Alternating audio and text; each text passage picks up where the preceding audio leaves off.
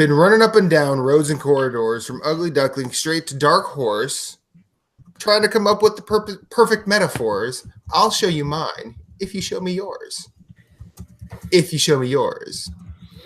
If you show me yours.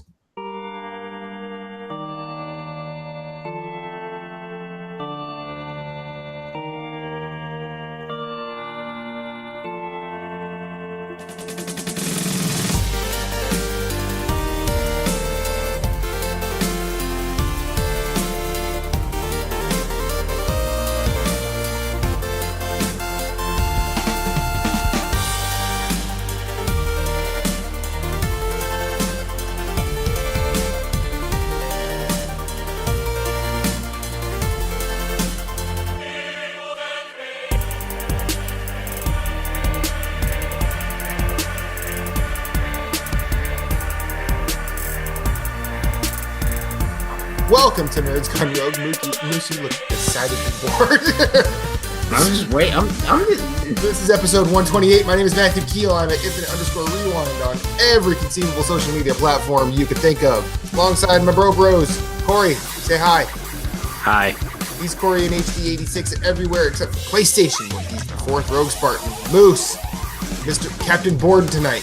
Cheers. I'm not bored. I'm just waiting for the show to start. He is one of the three-headed Cerberus that takes care of Nerds Gone Platinum. You can find him at Svhenn on every social media platform. That is SVHENN, and thank WoW for that. How are you, gentlemen? Great. You know why? Because Nintendo Power Block hit 100 subs on YouTube. It did. Beat Platinum to it. Guess who the 100th sub was? My wife. Can't even support me until we're big. You know. I mean, well, see that is as someone who was married once. That is nuptial encouragement. Like, we want you to be successful, but we're not going to show you until you've done something. You get 99 other people like you. We might think about it. Yeah. Having said that, Reba was a subscriber to NGR before our 100, so she always believed in us. You know who wasn't? Matt. That's true. I wasn't because I'm old. I go to YouTube and just search. Like, that's just what I do. I know, it took me a long time to just be like, you know what? I like this content. I might as well just subscribe because there's a nice little tab over here that I can just click on. I did multiple shows with Corey before I followed him on Twitter. It's true. This is.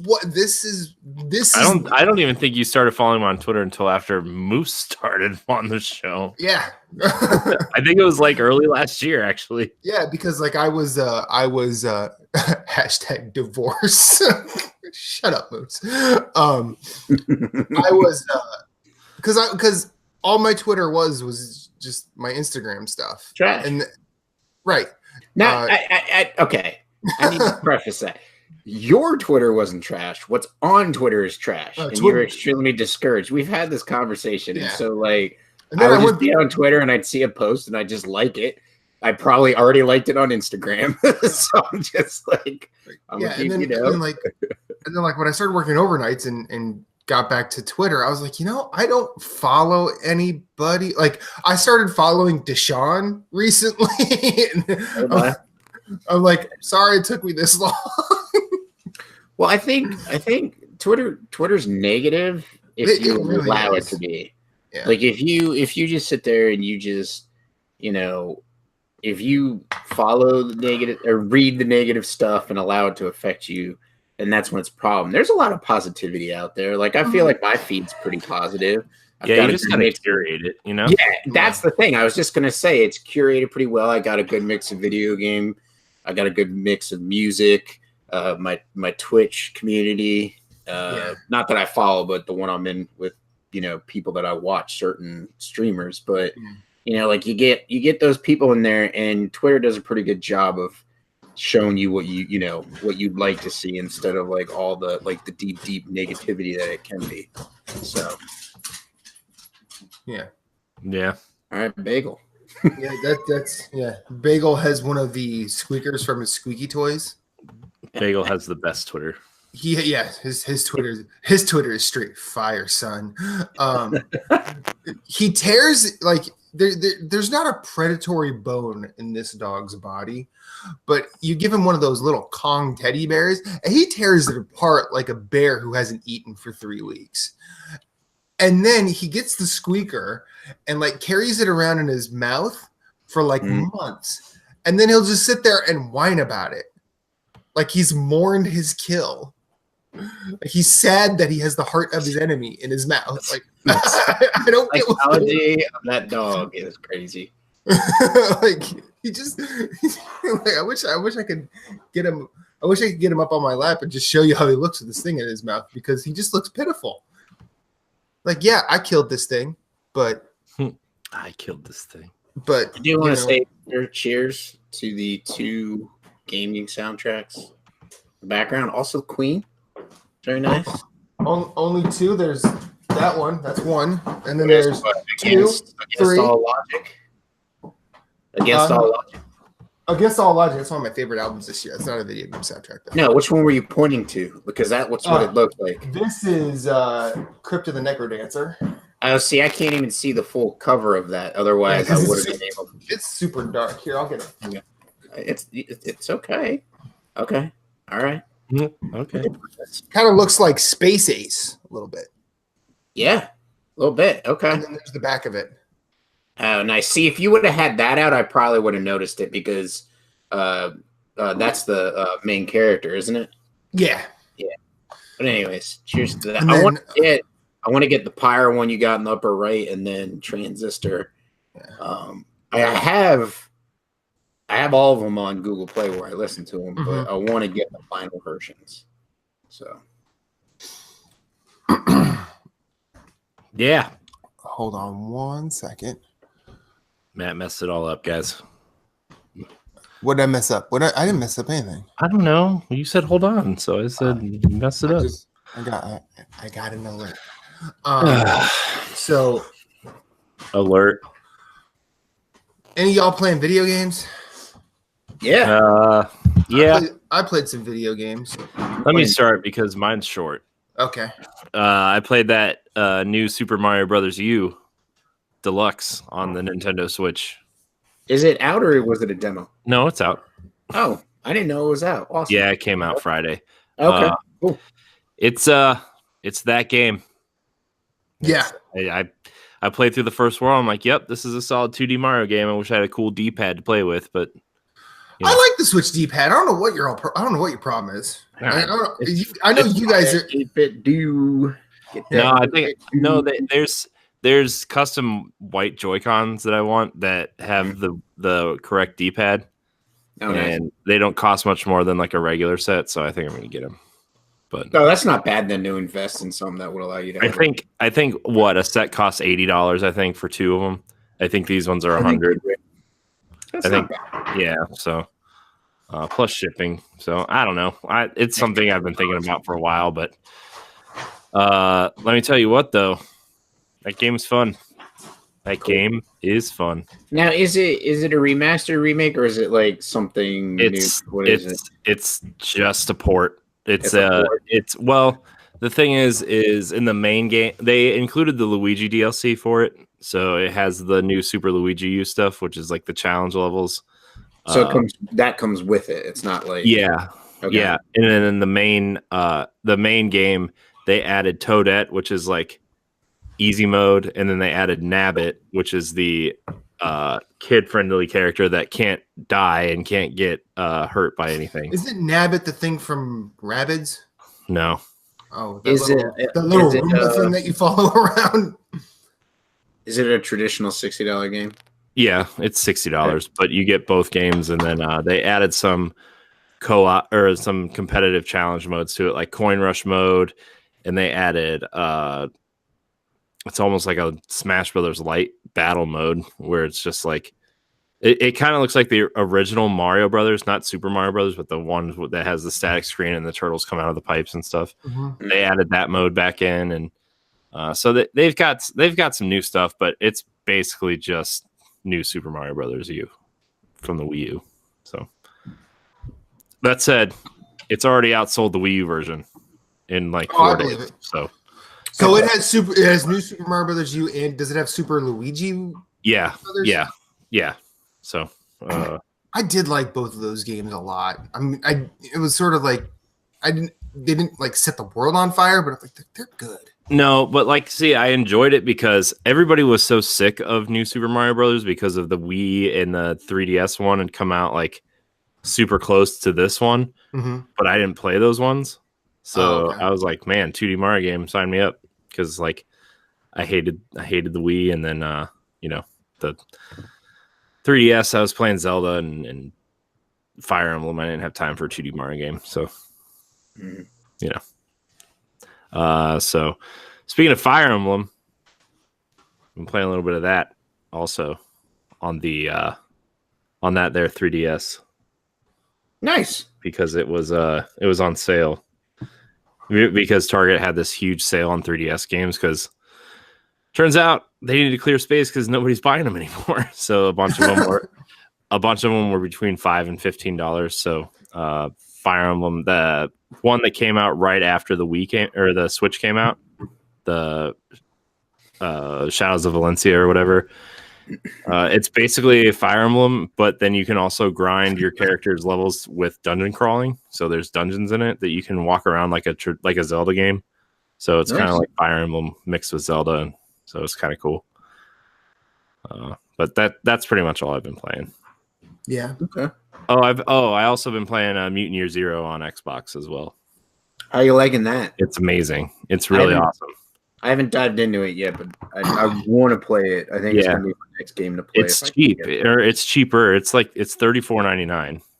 Yeah, it's like a $40 game. Yeah, it's really good. It's kind of like XCOM, but you can walk around the world and explore the overworld and kind of collect crafting materials and build out your weapons and stuff as you go.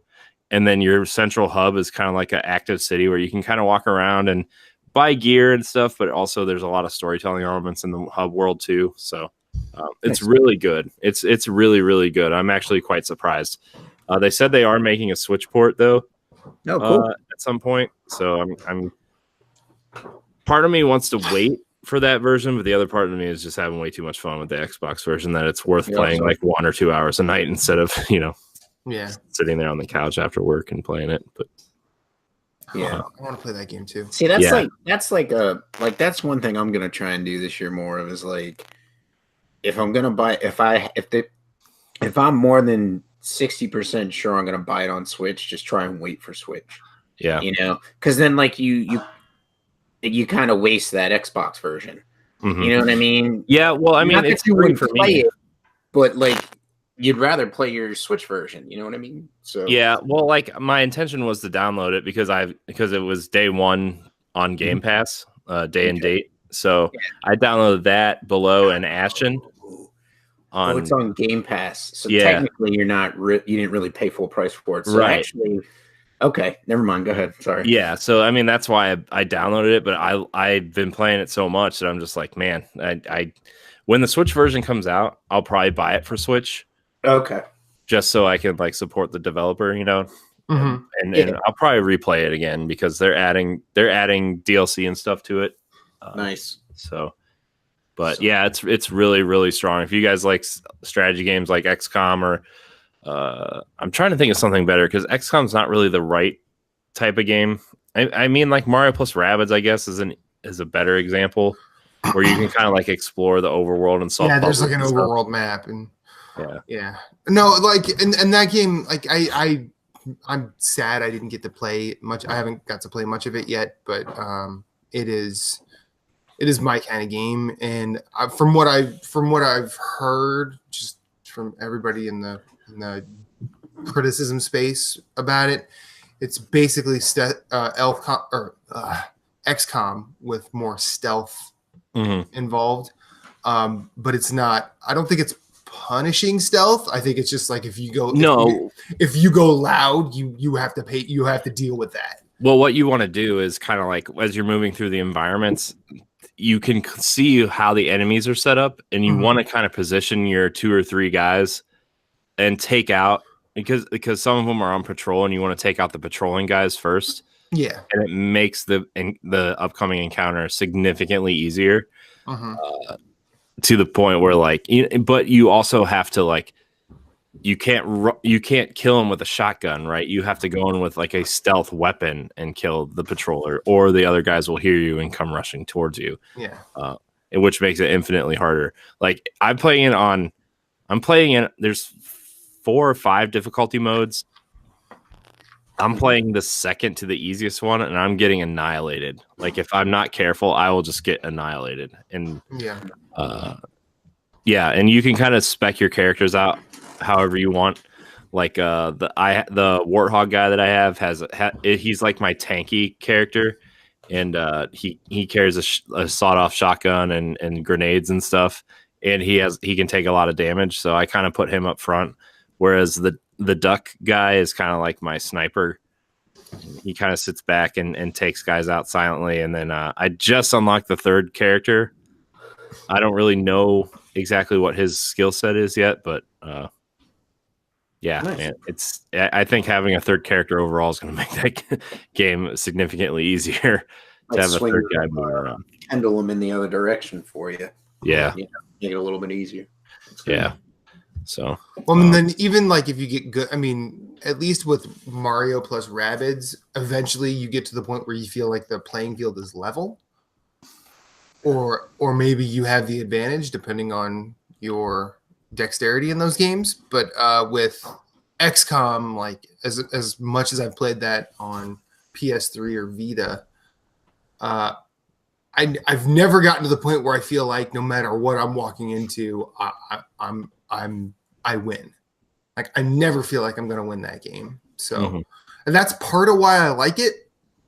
Just because, I mean, it's also why I like games like Dark Souls and Bloodborne.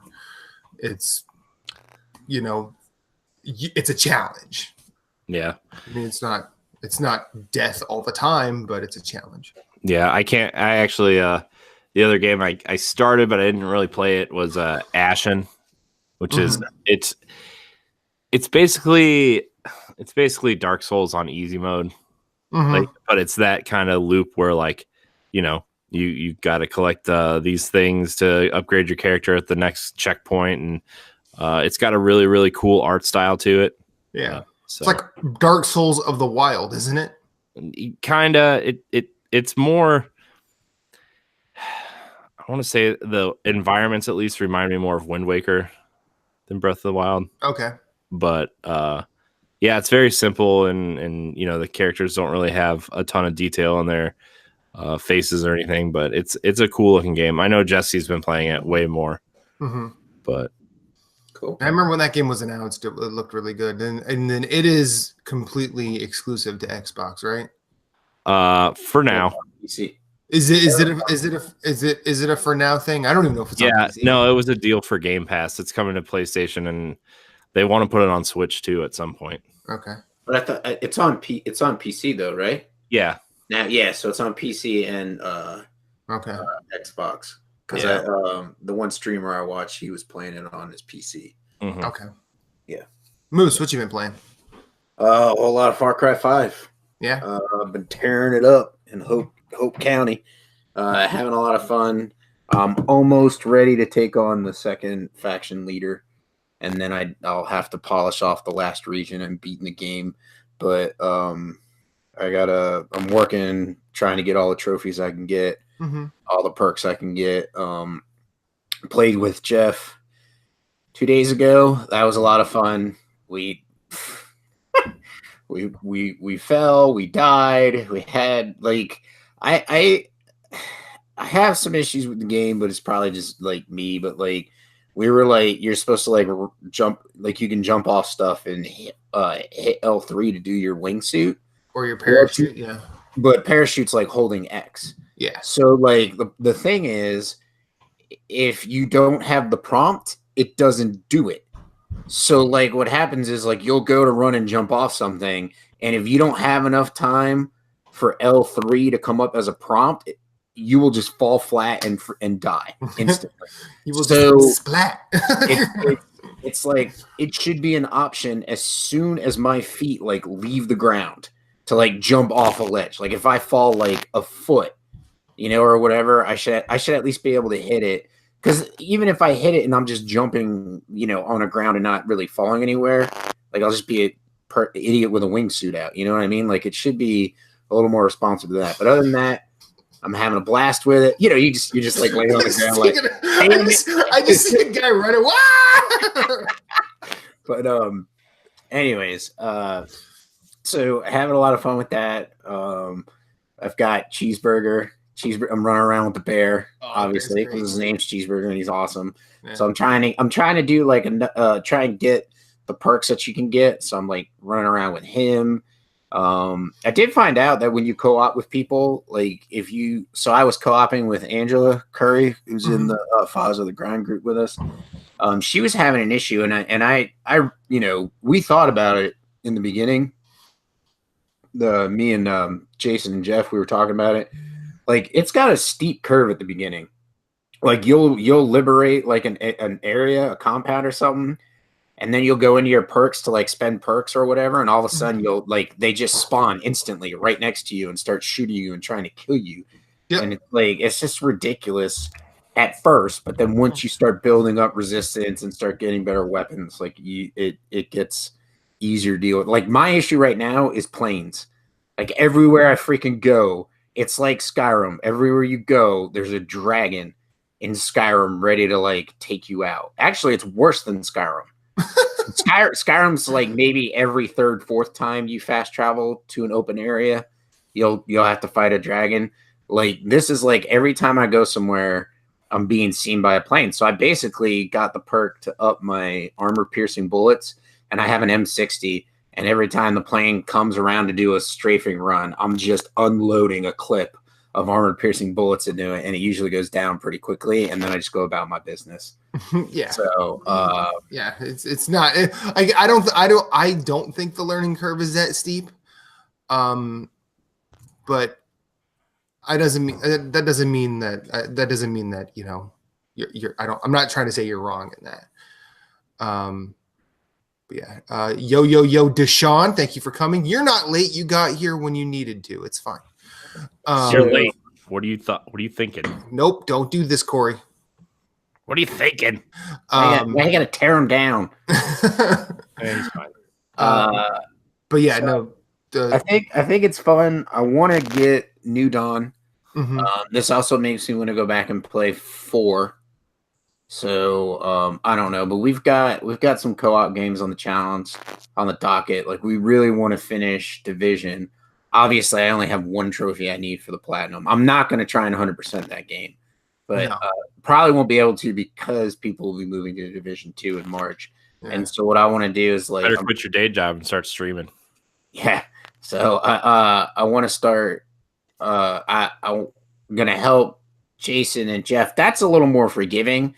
Because in that game, the progress carries, or like the trophies like carry, like whereas in with like Far Cry and Ghostland or Wildlands, like your progress doesn't carry if you're in somebody else's game. But like I was saying, I did find that like perks that you get from the stashes, the prepper stashes, like if you've already cleaned out that stash, but you're in somebody's game who hasn't, when they go in there, you can grab the magazines and get the perks. Mm-hmm. So like you can help. So I was helping in. I got like 9 extra perk points because we rated like 3 prepper stashes. It's like, oh, cool. I get to unlock this, and I don't have to, it doesn't cost anything from my points that I've earned. And so I thought that was pretty cool.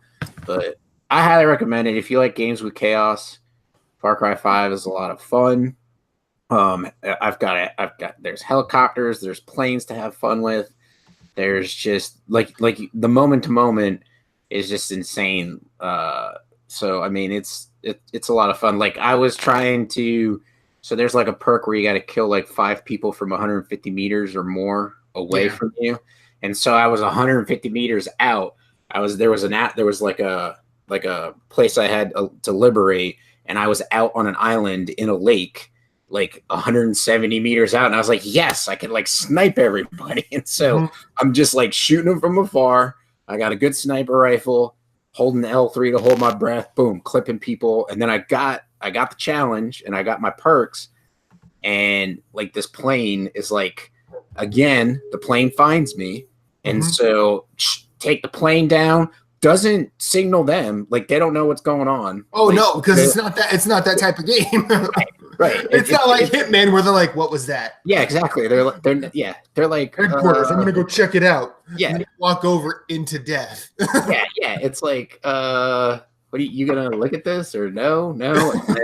So then like I went and liberated the island, and now I'm on a mission where I gotta they train wolves to like attack people, and so they use beacons to attract the wolves to capture them, to train them, and so I'm taking out the beacons so they can no longer train wolves. And so that's kind of where I'm at now. I'm hoping to be done with this region and halfway, if not 3/4 into the next and final region before next week's show.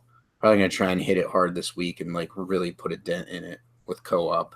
So, yeah. But I feel like Jacob's region is not the hardest, but it's like the draggiest. It is a little draggy. Also, I feel like they have the big they like resurrected the Bond villain mentality, where it's like I'm just gonna keep. I mean, now I get it with Jacob because what he's doing in the story, but like John Seed, I'm like John Seed is just like, dude. I mean, in all, I understand that they're just following quote unquote the father's orders, but like if you just you're not going to turn this person. Every chance that I have the ability to make a decision to put a bullet in your head, I'm going to do it. And so with Jacob, when I kill him, I'm going to spend 3 minutes kicking him by his head around wherever I finally kill him at. Drag him by that stupid little mohawk he has. Yeah. But I wouldn't even call that a mohawk. I don't know. He's just shaved on the side. It's not. It's like what UFC fighter did that? Was that Chuck Little or whatever? I think he looks like McGregor, but that's just me. Yeah, but like Chuck Little did that, and he just did it real short, and like that, and then everyone started growing it out. Yeah. No. Yeah. But, and like, see what pisses me off about Far Cry 5, and like, I've gone on that the story's kind of a bummer. I also understand that, hey, this is a fucking Far Cry game. It's not exactly like Narrative City, but like the thing about 3 and 4, well, 2 as well, is like there was a brand of chaos that was fun, but also couched in at least a conceptualized story that you could be behind. Like the characters in 3 are all dirtbags. They're all they're all like privileged white kids that get to go to a island paradise, do a ton of drugs, and mess with the native people. But then what they don't recognize is that Voss is like one of the forces to keep their asses in check, and that's why that story worked. Now, granted, Voss in Far Cry 3 is a drug lord, and he's not even the real villain. He's just the villain on the poster. And then Pagan Min is from 4 is more menacing than John, Jacob, Joseph, or Faith, all of their wet dream of themselves combined. Like Pagan Min is on some level fucking scary as a villain. And then he shows up multiple times, doing the whole Darth Vader thing, but the difference is you grew up with Pagan Min, so you guys have a bond. And I think 5 5 had me, once they did the whole, we're really going to get involved with cults. I'm like, okay, I want to know where they're going to go. And they just never go there.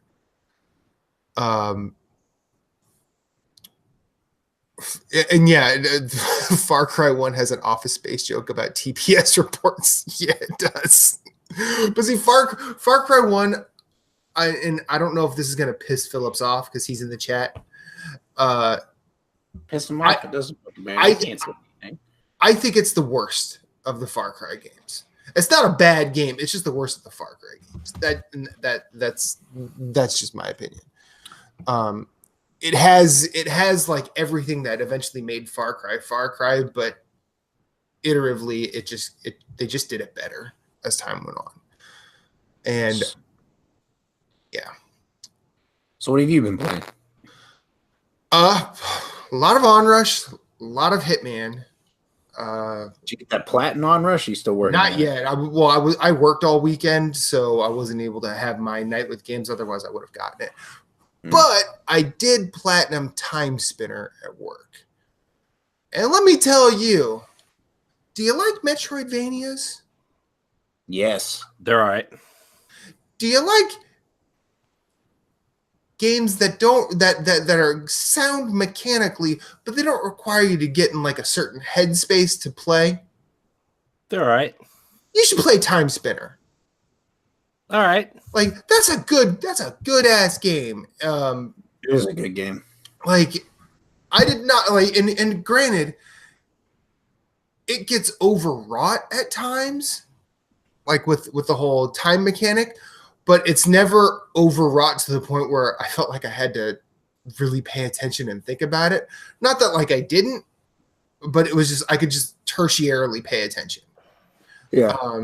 Like I didn't have to be dialed into it the entire time. Platinum took me like I think 15 to 17 hours, and I feel like if I were to do it again on PS4, it would be even quicker. It's a relatively easy beginning to end game. There are multiple endings. The NPCs are good, and yeah, it's a good game.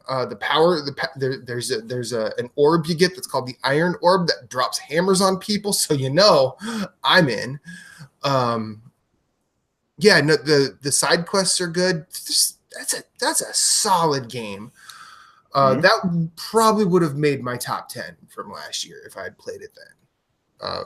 And then like it came out around the time we got all those Metroidvanias and Dead Cells. Yeah, it came out in like the fall sometime. So and it is probably the second best one of those. And then I think it's probably better. I mean, I didn't play all of Guacamelee 2, so I can't really rate it, but it's not as good as Hollow Knight. It's just not. But also, if like it is a Todd Oxter game, like where you don't have to be like invested. You could just step in, step out, come right back in, and you just know where you just figure out where you need to go. It's super easy to explore. It's easy to get around. It's easy to figure out where you got to go. Yeah, like you're not like laying your head against the wall. You're not just going. So what am I supposed to do now? Because a lot of the time I'm just looking at the edges of the map where I haven't been, and I'll just go there. It's pretty easy to get from one place to another. Nice. And that was my 108th platinum. And then congratulations, sir. Thank you. And then I actually got 109 and 110. Oh shit! Yeah. My name is Mayo. My name is Mayo on Vita. No, I did. My name is Mayo. Like I know. I know you did.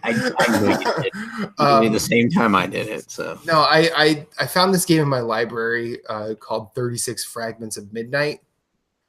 And I just sort of looked at videos online, and I'm like, oh, it's basically like imagine Spelunky without multiple worlds, without having to go to beyond the first level. The level kind of randomizes in a way, but you just have to go and pick up these 36 fragments that are around the world. It's not the tightest controlling thing. It's a little flighty, but you start at this area where you see these three or four sets of characters going, we lost our fragments. Go get our fragments. I'm like, all right, I'll do this. And I did it. It times you, but I got the 36 fragments in like 4 minutes and 53 seconds. Like it was not, and apparently you had to do it in less than 10 and less than 6, and you just had to get all 36 fragments and come back, and you get like most of the trophies. So then I looked at the trophy list for what the others were, and it's just like you had to die with 1, you had to die with 18, and you had to die with 35, and you had to die with 36. So I'm like, oh, so I just have to do these and die, and I had a platinum trophy. Nice. So that's a super easy plat. I was not expecting that, and apparently it's. Pardon me. What's it called again? 36 Fragments of Midnight, and apparently it is cross-buy on PS4. I'll do it again. Nice. It was. I mean, it is. I could, and then I started looking into it a little bit, and it is one of those games that people would buy for a cheap and easy platinum. Mm-hmm. I don't know how I got it originally, but it was good. Like I was like, this is a nice little palate cleanser. It's not super hard. It has a art style that's very much akin to Limbo. And yeah, I was like, all right, it's not a 9 or a 10. Yeah, but it's definitely not a 1 or a 2. Yeah, it's probably 5 or a 6, but hell, I'll take that. Well, it looks like it's got a cute quality. Yeah. I'm like, there's something about this, and then I did a game where you do buy it for the trophy. I got Energy Cycle Surge, and I did that. You buy energy? Isn't that the state of Energy Cycle? Yes, it is. Yes, it is. Trophy whore. No, well, but see, I bought Energy Cycle and I didn't use the guide until I needed to do the time things and play with the glitches. There's no need for the glitches this time out. It's just all puzzles. And I like the logic puzzles that Energy Cycle is. I'm not going to say it's good. I'm not going to just enjoyed what you played. So yeah, okay. Like I played the first one. I'm like, yeah, that was all right. And then I did this one and I got the platinum. So what? Yeah. It's not One Word by Paugi. It's not. Yeah, I see his face. Yeah. But I like the puzzles. Man, that's cool, man. And yeah, I didn't get a chance to play Hitman at all this weekend. I missed it.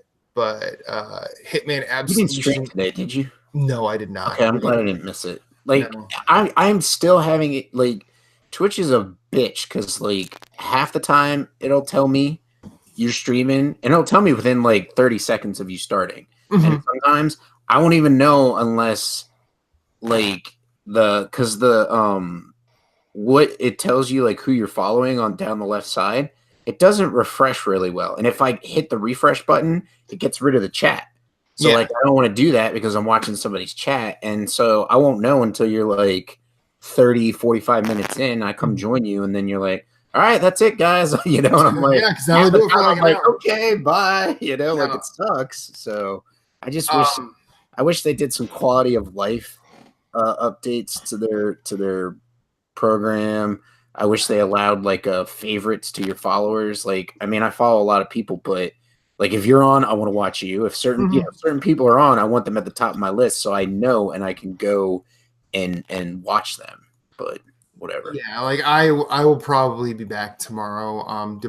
Depending on how tired I am, just because I was really tired today, but I worked all weekend. So, well, yeah. But yeah, so I will be. And I know last week we talked about License to Kill. That is going to happen. I did a little bit of research that I had mentioned to you guys over the weekend, and I feel like I have a possibility of a good thing. Nice. It might require some additional participation on both your parts. I thought you were going to say adult supervision. No. But I have like an idea, and once I actually flesh it out and figure out how it can work, I feel like we have the potential for a good thing.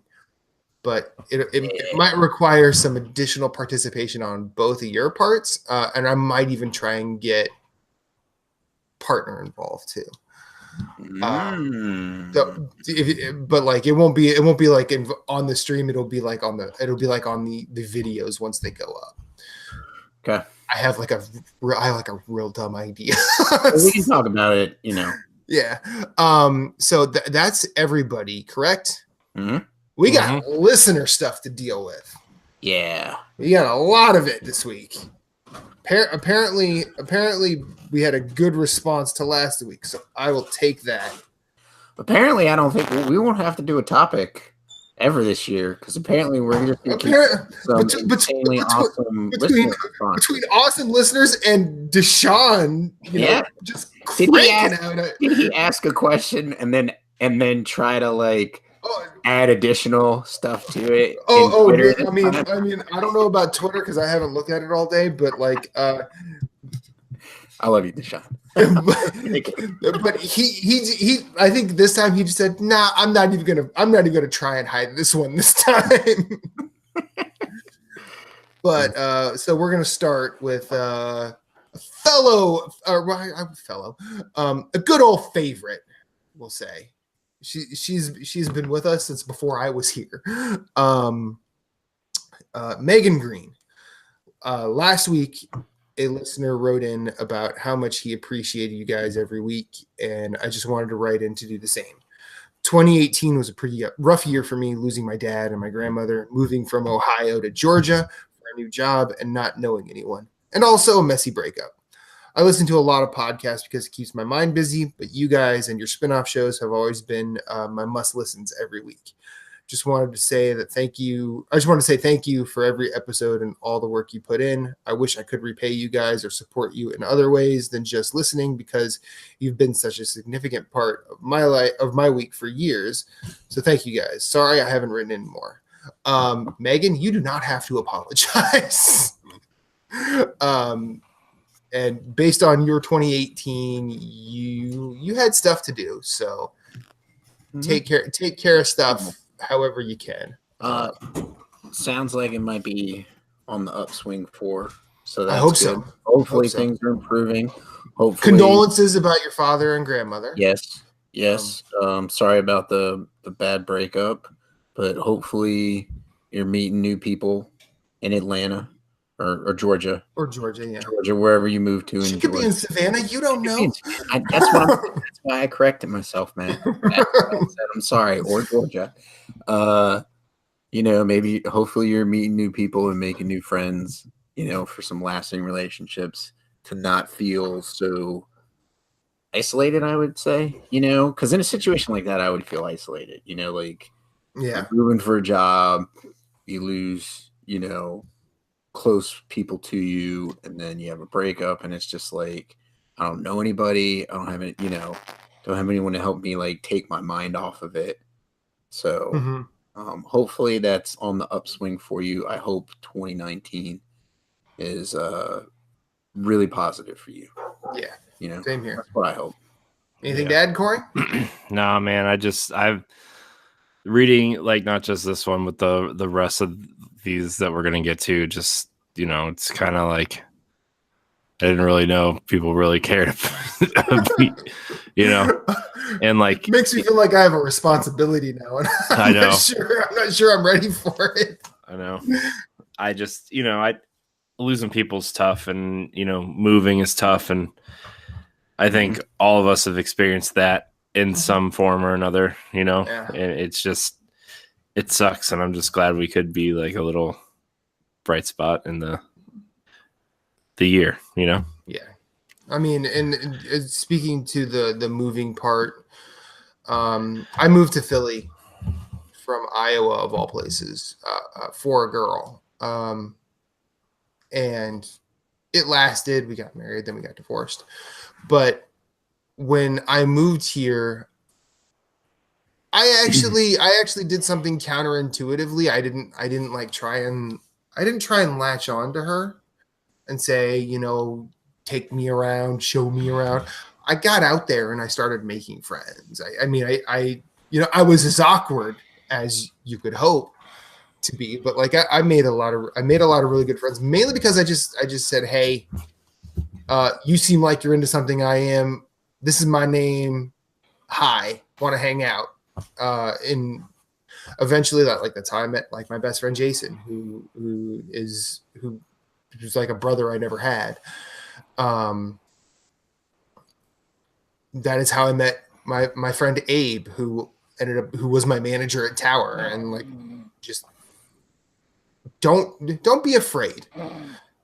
in a new place, because there's always going to be something you didn't know was there and you were surprised by. And then as for the other stuff, keep on trucking. Mm-hmm. There's no real way to address like breakups or grieving, because frankly we all do it differently. But you ever want to vent, we'll listen, because we're here. Okay, Ashley Davidson. Hey guys, I was inspired and I wanted to echo what Casey said on the latest episode. Maybe you remember, or maybe you don't, but a few months ago, I wrote in about playing games with my girlfriend. I remember. But one thing I had never done is tell my parents that I'm gay. I'm a 23-year-old in Alabama, and someone like me still isn't really accepted because of who I am and who I'm with. I sat my parents down and told them last year, I told them last year to tell them, and it really put a wedge between us. It really wasn't easy, and they eventually came around to the idea, but I did it. So I want to thank you guys for getting me through that awkward time in my life. My girlfriend and I continue to listen every week to all of your podcasts, even if we don't play the games or have the consoles. Loving Dark Zone Junkies and Javelins for Hire, by the way. Great ideas. Heart. Also, thanks, Casey, for the inspiring story. Wow. I know, right? This is like first and foremost, much respect for having the backbone to tell your parents. I know that I'm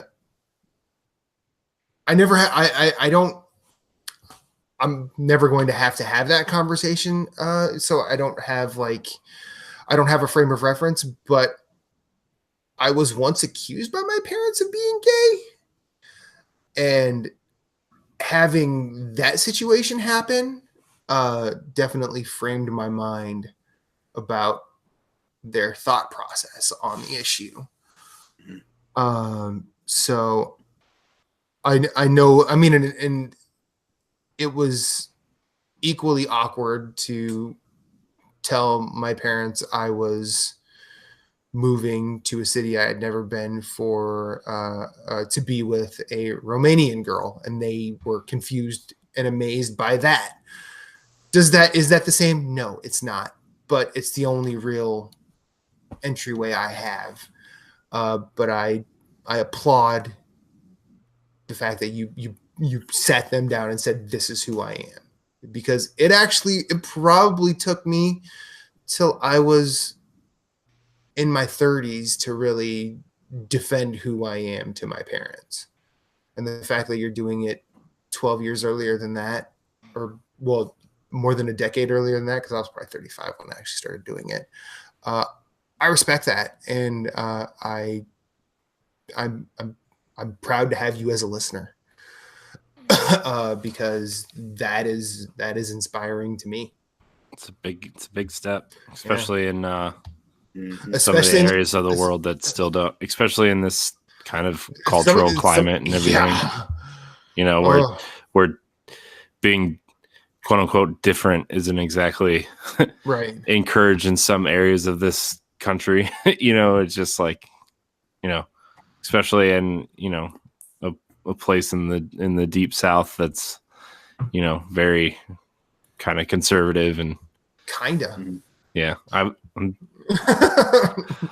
I'm just trying to I know what you're doing, Corey. I know what you're doing. It's fine. So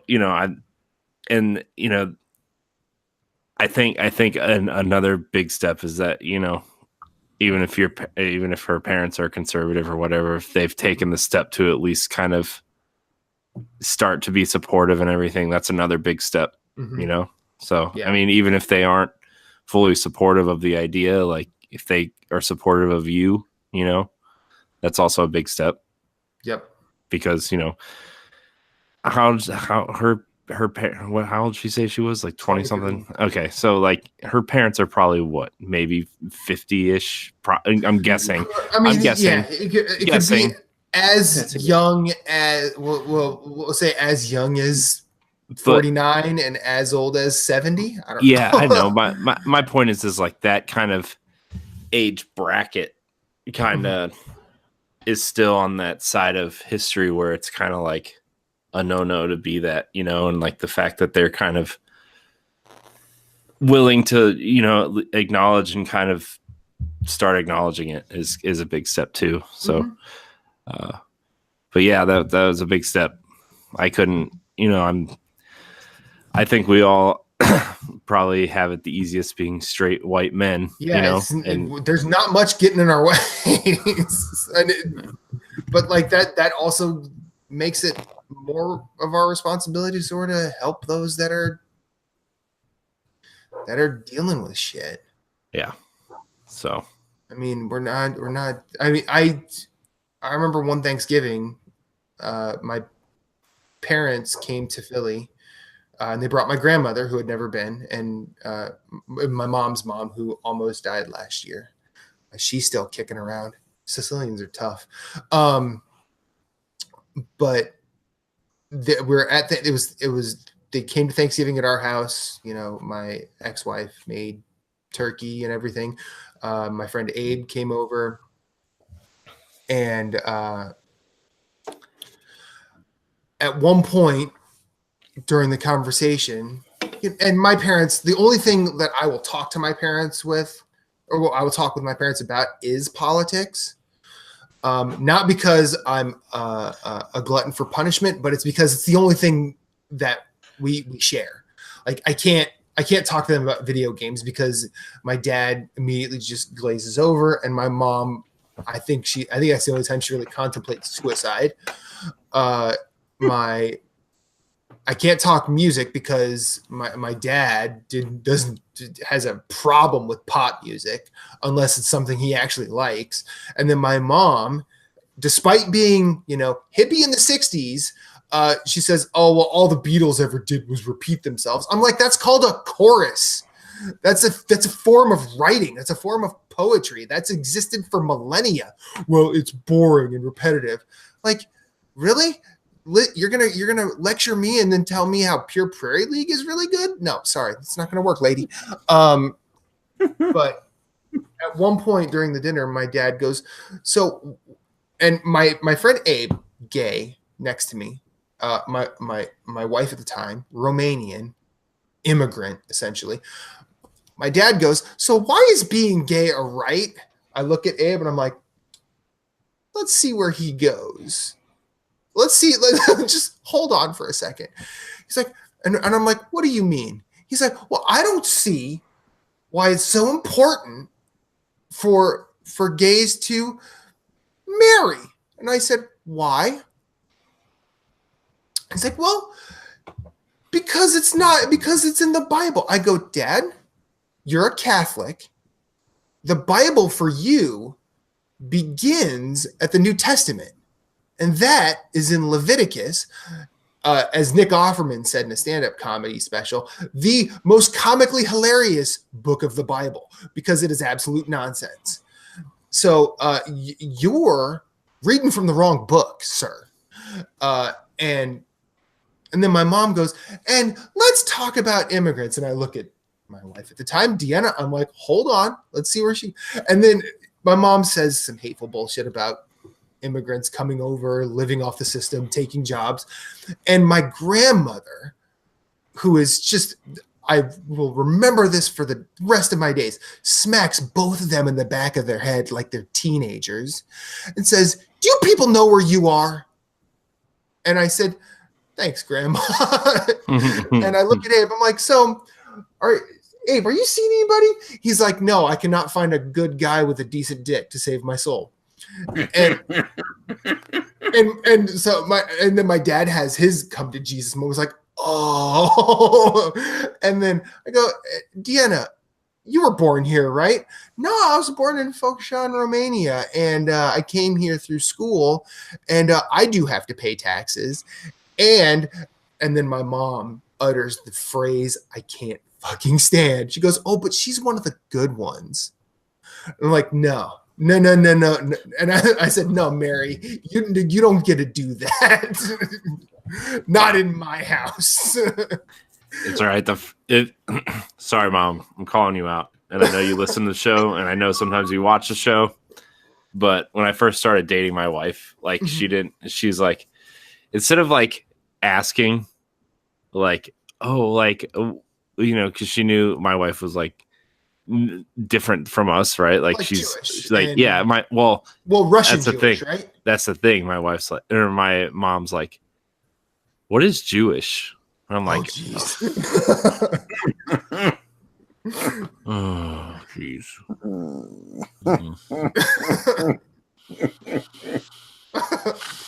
And then the conversation we had when I told her that Asana wasn't born here. She was born in Ukraine. And she's like, so she's not from here? I'm like, oh. No, that's what being born in the Ukraine means. People travel the world. That's how it works. Hey, Mom, do you know there's no such thing as American? Like, really? There really isn't? Because all of us come from somewhere else. And guess what? All those somewhere else's probably come from somewhere else. In fact, we can just be people. Isn't that that's a crazy fucking concept? We can't just be people. What people have a claim to this are the people who our ancestors sort of fucked over. Man, that's true. Conversations. But yeah, wow, how do we get to that? Ashley Davidson. We're talking about acceptance and yeah. How do we get anywhere we go, Matt? This episode 128. How do we get to where we're going? I went from being really happy that we had someone, explain a tough situation, and then I just got angry at my own parents. Three of us just hold hands and walk down. we jump that just end up wherever we end up. So, but Ashley, thank you so much for writing in and stay strong and keep fighting, because you're someone who's 39. You are only 23, and it doesn't really get easier. I'm not gonna pull any punches. I'd have to say, I'd recommend building. You're at that age where you can build a strong support system. You obviously have your significant other. You have your friends with your significant other. Mm-hmm. Obviously your own friends too. I mean, you're going to meet people with your significant other, and you're going to have a couple friends and whatnot. But as a person who's about to turn 40, do not feel obviously you might have to put forth an effort because it's your parents, but do not feel you need to keep people in your life. If there's toxic, get rid of them. Mm-hmm. Get rid of them in a heartbeat. Cut everybody out, that is negative in your life, and don't put yourself through that. Mm-hmm. Just be I don't need that, and it might be tough at first for a little bit, but it'll get better because you'll be able to identify who's positive in your life and create that infrastructure of friends and support and grow it from there. So yeah, Lee in the chat, I remember what he told me this story. He after the 2016 election, he got told he was going to have to go back to where he came from, in a hospital parking lot. And he said apparently he looks Mexican, and that's the stupidity we deal with now, because he does not look Mexican in the slightest. Man, some people, yeah. Some ridiculous people. But anyways, well, I tip my hat off to you for having the courage to tell your parents, and maybe it's something that he or they, it's just so alien to them. But after a while, they're just gonna be I don't understand why this was an issue for me, or not even an issue, just a question. You know what I mean? Like, obviously, she gave us the short tale of the story. We don't know how they really responded, but, it's just like maybe, you're only going to be accepting of an idea the more you're exposed to it and the more you actually are able to think about it and realize that's not really that big of an issue. Yeah. Like, it's not like whatever. Mm-hmm. You know what I mean? Like, I don't like, listen, my main philosophy is as long as you're happy and as long as you're not hurting anybody, do what you want. Mm-hmm. You know what I mean? Like, go chase your dreams. Be whatever you want to be.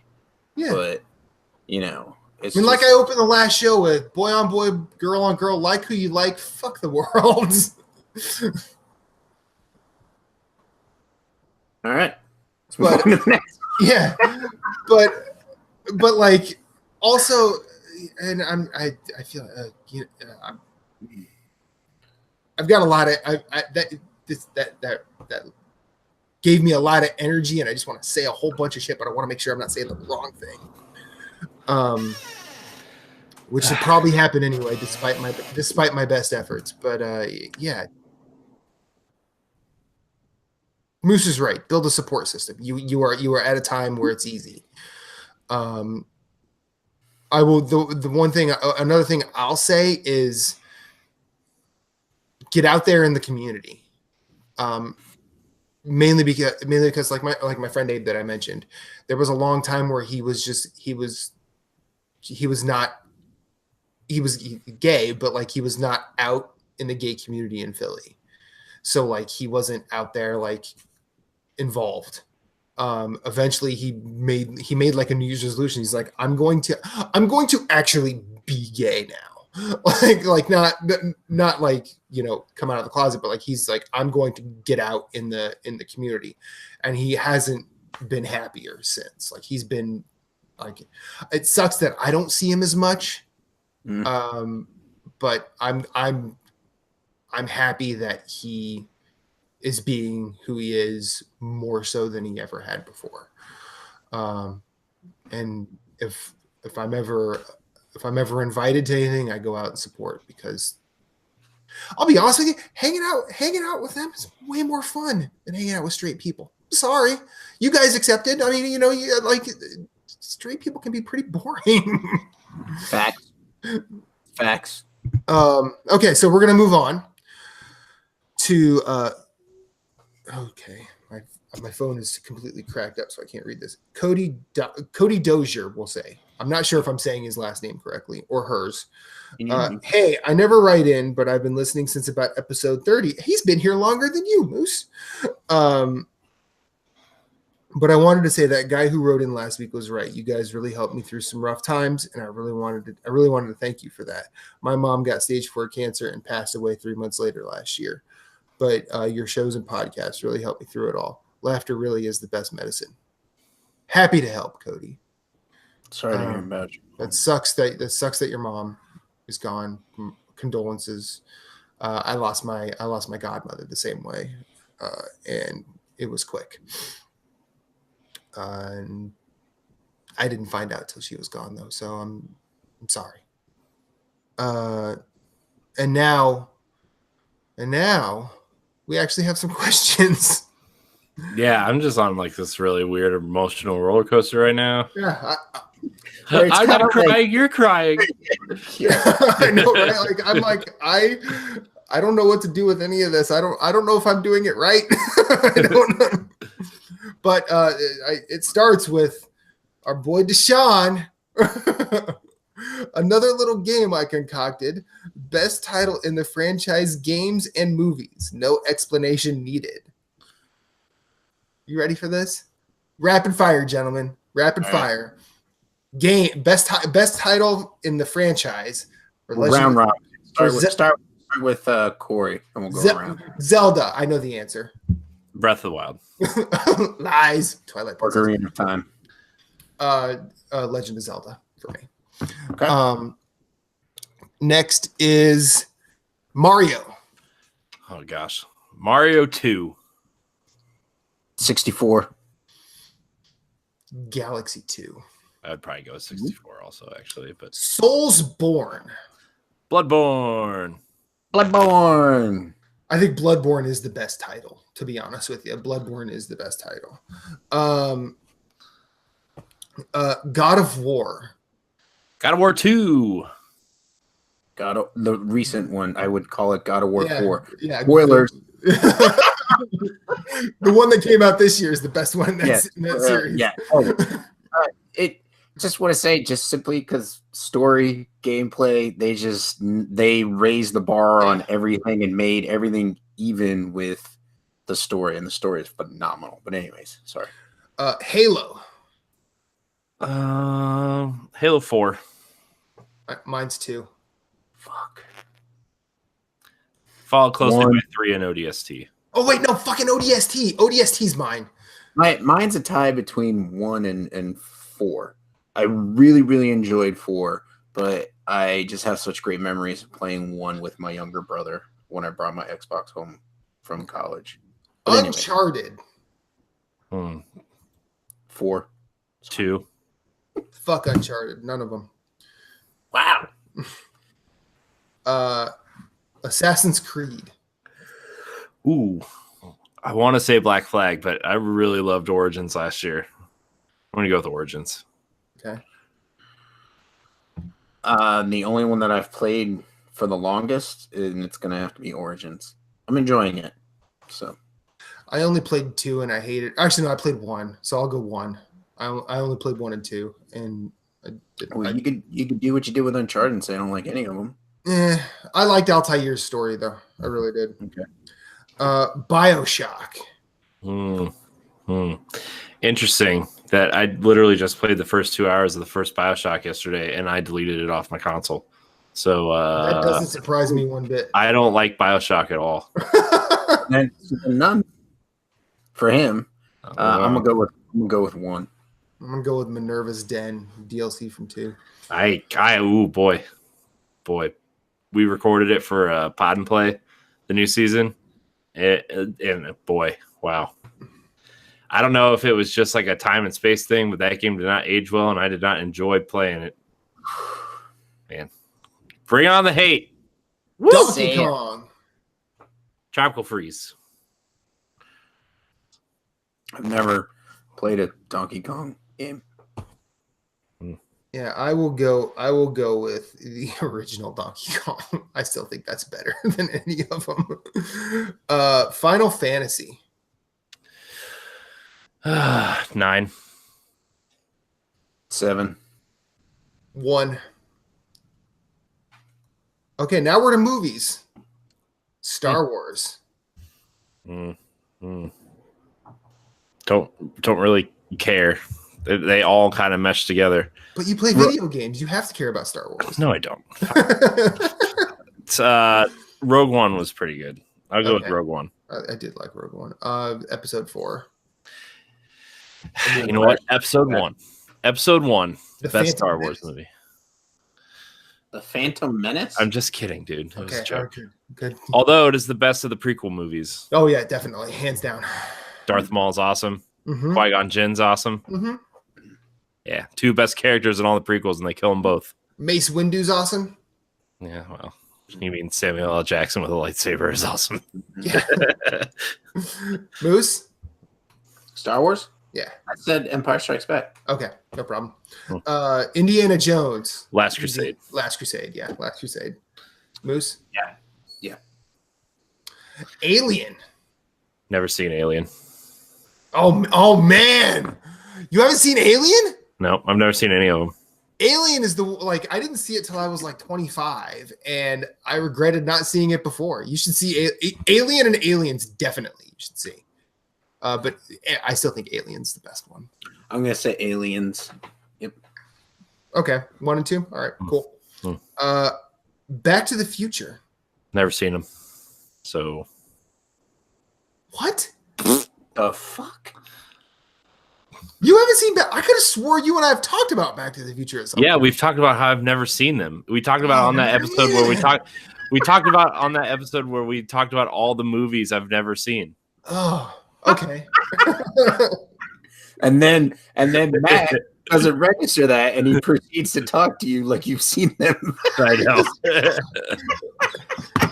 You gotta see back. Not interested. Don't. Like I can't really separate out the trilogy. Like it's all really good. Remember, I've never seen Back to the Future. Never seen Gremlins, The Goonies, Ghostbusters. Well, you're way younger, like so. But those were the movies that were popular when I was that age, though. Well, how old are you now? You're what? I'm 32. Yeah, no, they were popular when I was young. You were like not even conceived when they were popular. Yeah, whatever. Fine. Where did Matt go? We had a whole episode on this. I don't understand why he's surprised. He's apparently getting into a car and driving to your house. We literally talked for like an hour about this.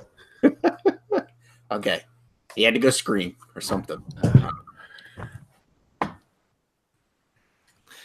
He's back. He's back, everybody. All right.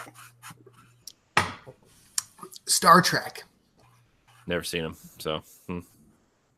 I saw the remake, the reboot make one. Mm-hmm. I saw that movie.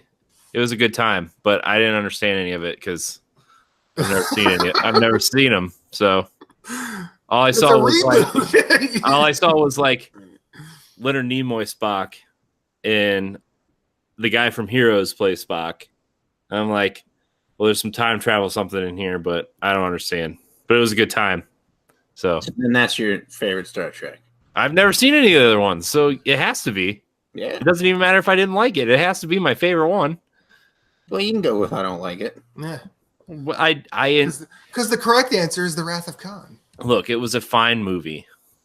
I don't care about Star Trek. Like, at all. Don't care. Khan! Yeah, I don't get it. I just, like... I'm a bad nerd, okay? I'm sorry. I don't, to be honest, I don't like Star Trek. I actually didn't like the original movies. I didn't like Star Trek until J.J. Abrams did the reboot. It made it actually fucking interesting. Oh, the Lens Flare and Beastie Boys. And that's all I remember from that movie. The Beastie Boys. Where he drives like the convertible off the cliff and to sabotage. Yeah. That's all I remember. But anyways, that would have to be mine. The reboot. I think they did a good job. I think they did a good job of making it more actiony. Like it still supported like the sci-fi, and Spock was still Spock, Captain. But it showed. I felt it was just more interesting. Mm-hmm. So that would be my Star Trek. I still have to see what is it Beyond, which was is that the third one or the second one or whatever. I still got to see the rest of the remakes, and now they've put the latest one on hold because of Star Wars. No, they put it on hold because Chris Hemsworth and Chris Pine want more money. It happens. It does happen. You are correct. Avengers. Like just the Avengers movies, or like all 3 million movies in the? I say Avengers movies. Just Avengers movies.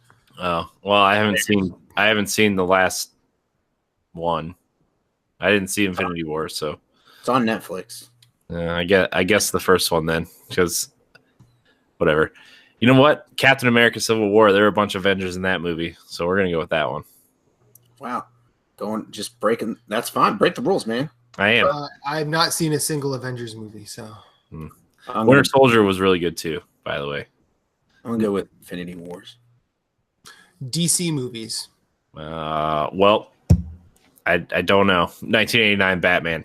No, that's my answer. 1989 Batman. Followed very closely by The Dark Knight. Followed very closely by the original Superman. I've never seen the original Superman. Dark Knight is like 1,000 times better than the original Superman. I've never seen Superman. You could be wrong, Moose. That's fine. Well, you could be wrong too, just because it's supposedly the only Superman movie I've seen is Man of Steel, and I don't remember that movie at all. So Man of Steel is better than the original Superman. But anyways, the Christopher Reeve original Superman. Yeah, I've never seen it.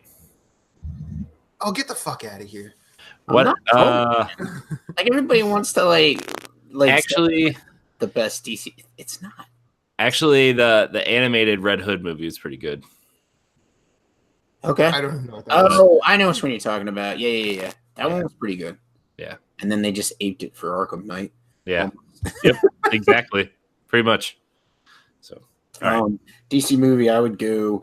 Original Batman was awesome. 1989, Tim Burton's Batman, and then, like you said, followed closely by The Dark Knight.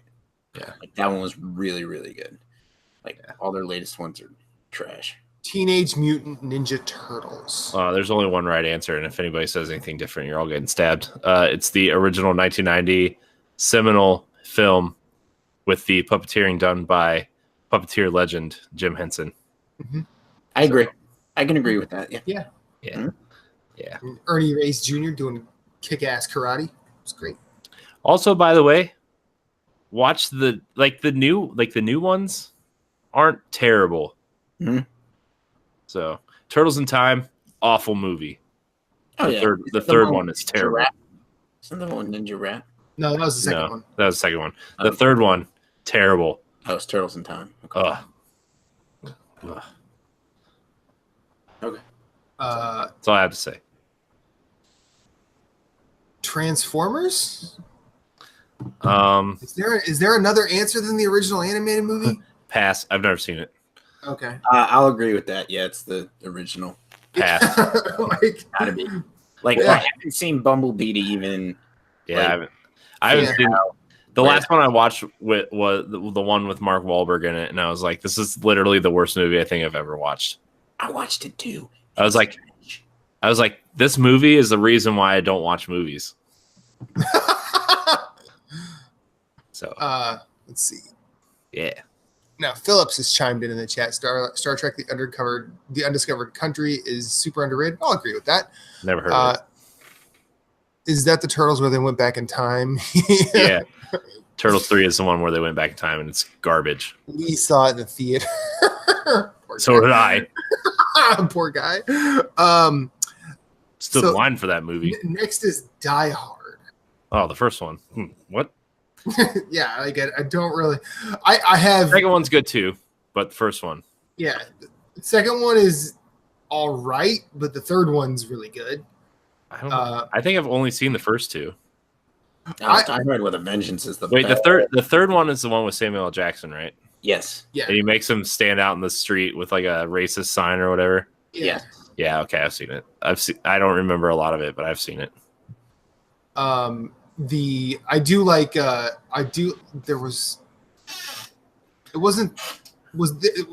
was like Live Free or Die Hard. Yeah, that was the fourth one. That was the one where they sort of restarted the series again. Like, well, it wasn't really a reboot. They just did another one. They did like Die Another Day, which went to like Russia or something. I just remember there was a moment where there was a helicopter flying, and he sent a car up an embankment and took out the helicopter with a running car. Well, he didn't send it up an embankment. It went up in between the jump in between tolls booths. Yeah, but that's like it's not like a ramp. It's like an embankment. So he just used that, and yeah, I thought that was. I will give a shout out to that one. Home Alone. The first one. Yeah, I think it has to be the first one. Yeah, the second one is great too. But did you know there's like 5 Home Alone movies? Yeah, unaware. Yeah. Whatever. And 3 through 5 didn't go to theaters. Like they were. That's okay. Video. Well. Did you guys see the Google Assist commercials with Macaulay Culkin where they did it like he's now home alone at the age he's at now? Yeah, it's pretty funny. It's pretty funny. Yeah, it's a good time. Moose, did you weigh in here or no? I agreed and said the first one. Okay. Like when Corey said the first one, I was like, yep. 007. And this is, I feel like I wouldn't be surprised if Corey hasn't seen a lot, but I feel like I've seen almost all of them. Okay. All right. You and I can have a spirited debate about this. This is one series where like I don't remember a lot of like the older ones just because like my dad got that. I got my dad that 50th anniversary Blu-ray set, and it had like a special slot for Skyfall when it came out on DVD, but it didn't come with a DVD. It just had the Skyfall disc slot. Yeah. I'm like, well, that's kind of weird. So like we kind of sat down and watched all of them. But the ones I really, really care for, like the second time Sean Connery played, 007. I like those ones. The Pierce Brosnan ones are the ones I grew up on. Yeah. But over time, they did not age well. No, they did not. No, I think GoldenEye is really the only one that kind of fits. Like it's the only one that isn't like super cheesy. But all the other ones are like, except for Boris. Boris is freaking awesome. I am invincible. Right? Yeah. Yeah, and then he gets frozen. Yeah. At the end. That's pretty funny. And then of course, what's his face dies at the end because he dies in everything. Sean Bean. Sean Bean. Mm-hmm. Except in Hitman 2's Elusive Target when I tried to do it. Haha. He's like, thanks, Matt, for letting me live. You gotta win once, Sean Bean. But I really like the ones with Daniel Craig in them. I like the grounded version of Bond a little bit. I really like Casino Royale. Casino Royale is really good. I love Casino Royale. I think it's awesome. I didn't really care for Quantum of Solace. I think Skyfall was good. I think it's a little bit overrated. I think Skyfall's the best of the Craig ones. I really like Spectre a lot, and I know a lot of people didn't really care for it, but I liked it a lot. But man, the best Bond film, jeez. I mean, I think there's one answer, but it's not. It's probably. I think the answer is still Goldfinger. Yeah, Goldfinger is a good one. Not because it's like not because it's like a cut above, but I feel like everything that we know about Bond as a package is in Goldfinger. Yeah. Man, Goldfinger is a good one. I think in terms of From Russia with Love was pretty good. Dr. No. Mm-hmm. Diamonds Are Forever. Mm-hmm. Mm-hmm. Man, it's tough. From Russia with Love was like a really good early Bond. I feel like Roger Moore was a good Bond, but those movies sucked. Yeah, his movies were bad. I mean, like Moonraker was like ridiculous. It was terrible. Yeah, For Your Eyes Only was not very good. Yeah. I do like the Lazenby one. I know that tends to be a controversial take, but Her Majesty's Secret Service is way better than people will give it credit for. Yeah, I agree. I like that. He's not near the best Bond, but the movie he's in is better than most of them. Yeah, man. I mean, I Casino Royale is up there for me. In terms of what, like, if I was to sit down and watch Bond movies, that would be the first one I would watch. Mm-hmm. So in terms of my favorite, Casino Royale, but like, man, you really can't go wrong with Goldfinger either. Goldfinger's really good. Yeah. Phillips has a good point. Timothy Dalton was a good Bond as well. Yeah. What is it? The Living Daylights? Living Daylights. Yeah, The Living Daylights and License to Kill were both him. Yeah. And then he did another one after that. The one after that was Goldeneye. He only did 3. He only did 2. He only did 2? Huh. Yeah. Yeah. Because the ones before that was when Sean Connery came back to and Never Say Never Again as like an older Bond. So Sean Connery came back a second time as Bond? Yeah. Wow, I forgot about that. Yeah. He only did one movie though. After his original stint, he throughout the 60s he was Bond, and then Roger Moore kind of came in, and then after Connery it was Lazenby, and then Connery came back because the Lazenby was reviled. Yeah, because that was back. He came back, and then through the 70s, Roger Moore and he came back a third time to do Never Say Never Again. Oh, okay. And then the Timothy Dalton movies started, unless there was one between them. But I'm pretty sure Sean Connery came back to do like an older Bond because they couldn't really find a Bond to take over. So they brought Sean Connery back because everybody loved him. Mm-hmm. And then Timothy Dalton did Living Daylights and License to Kill. And then Pierce Brosnan. Pierce Brosnan, by the way, great Bond. Movie sucked. Yeah. Especially Die Another Day. Oh my, with the one with Halle Berry in the ice castle. I'm like, oh my gosh, this is stupid. Yep. Good Bond though.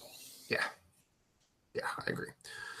Okay, Brian Zalewski. Oh, thank you, Deshaun, for all of that. We love it when you give us work. And I like this bout of creativity you're in. Please keep it coming. Brian Zalewski. Hey guys, first time, long time. Inspired by a question from someone on the Beastcast. Did you ever go to school or interact with any celebrities or semi-famous people?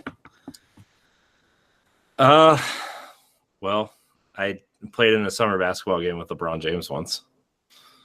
Nice. Played is a loose term.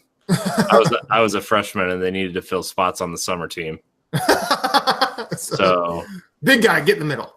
No, sit on the bench, and if we start losing by 40, maybe you'll get in. Oh, okay. But that was cool. He played one quarter and dominated, and we lost by like 40. But that St. V team was amazing that year. So, yeah, that was a day. But I didn't go to school with anybody that's famous. I played a lot of sports against people that ended up going pro in respective sports. Okay. But I was in high school with a Super Bowl winner. Nobody big. It was like when the Steelers won. I don't think it was their last one. It was in like the mid 2000s. Justin Hartwig. Yeah. And I just remember I remember seeing the intro and like Justin Hartwig, West Des Moines Valley High School. I'm like, I sat next to him in keyboarding. He has to copy my homework. No. He asked me to get this cheerleader's number. And that was the first time I ever really talked to a girl. And then I had a crush on that girl for a very long time because she smiled at me and because I was a dumb kid. Wow. That's how it used to work when being a nerd wasn't cool. Yeah, right? And then video game developer extraordinaire Adrian Nieto. Congratulations on what's his new... Hold on. I looked it up. Hold on. I'm sorry. This is bad. Friendship. Reading Rush. Yeah. For being featured in the Kind of Funny showcase, by the way. Yeah. Congratulations on that. Congratulations, yeah. Tuna Cycle still on my phone. Tuna Cycle is hilarious. I know. So the best drink to have for long gaming sessions that isn't an energy drink that is killing us slowly. Beer. Exactly what I'm drinking now. Pronounce that for me, Matt. You're German. Schafferhofer? Yeah. It's tasty. Grapefruit Radler. Yeah. Do you see the smile on his face? I like that. He's so happy. He's like, I got a 3% beer in me. I'm an alcoholic now. I'm going to be like Moose. Hey, man. Don't chase that dragon. Then you end down the path of drinking IPAs and being like, man, I need something that hits harder than a 9. Don't do it. It's been that kind of day. I need something that really is going to punch me about the head, neck, and shoulders. No, it's not even that. You're like, not even that type of day. You're just like, go home. You're just like, I need a 10%. Yeah. Oh, man. I've been there.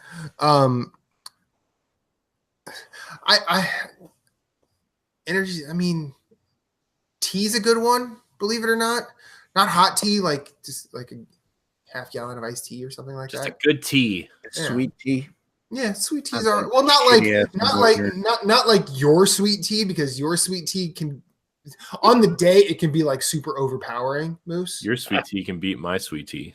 Southern sweet tea will beat your sweet tea. And well, here's the thing. It'll line you up right next to it. Like, usually what I do is like when I go to any restaurant and they have like you can get your own sweet tea. Like I always put some in my cup and I take a sip and I'm like, if it's too sweet, I'll do like 3/4 sweet tea and a little unsweet, or like half and half. Cause like it gets to the point for me where it's like I used to love the stuff, but then it's like, oh my God, that's so sweet. Like, oh, it's so sweet.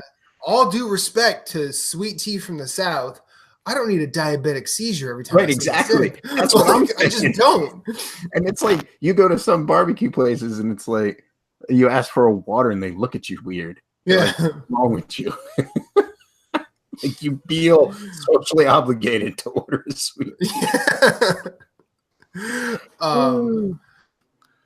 Man, water. So sometimes I just drink water. To be honest, like I'll be coffee.